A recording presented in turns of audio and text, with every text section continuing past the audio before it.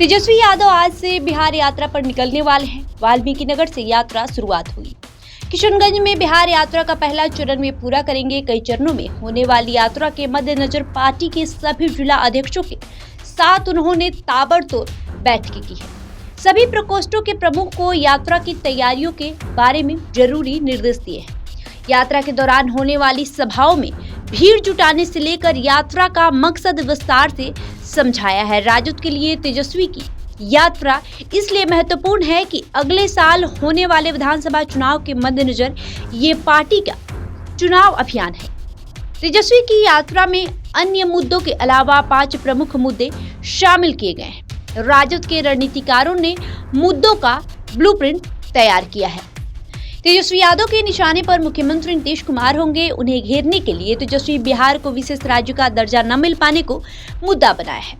तेजस्वी यह साबित करने की कोशिश करेंगे कि भाजपा के नेतृत्व वाली केंद्र की एनडीए सरकार ने बिहार को विशेष राज्य का दर्जा नहीं दिया।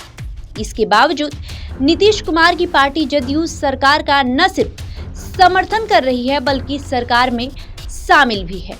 ये नीतीश कुमार की दोरंगी नीति है।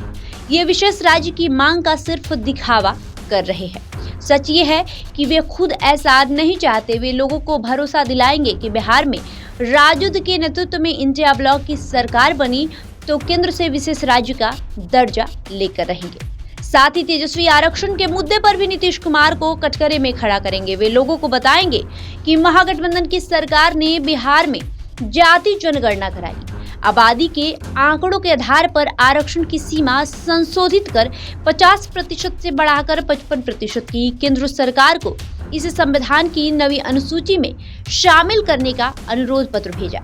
आरक्षण विरोधी केंद्र की भाजपा सरकार ने चुप्पी साध ली। नतीजा ये हुआ कि मामला कानूनी पचड़े में फंस गया। इसके बावजूद नीतीश कुमार केंद्र सरकार के सहयोगी बने हुए हैं।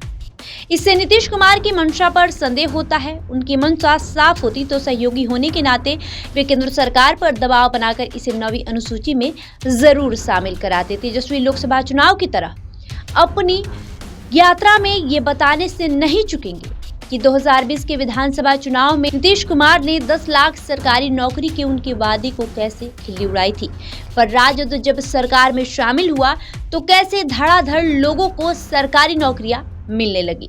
अगर राजद सत्ता में आया तो सरकारी नौकरियों को उससे भी अधिक अवसर युवाओं को मिलेंगे। ऐसा सब जवाब दिखाकर तेजस्वी युवाओं को आकर्षित करने का पूरा प्रयास करेंगे। ये अलग बात है कि उनके माता पिता के शासनकाल में नौकरी कम और पलायन ज्यादा था, ऐसा आंकड़े भी बताते हैं।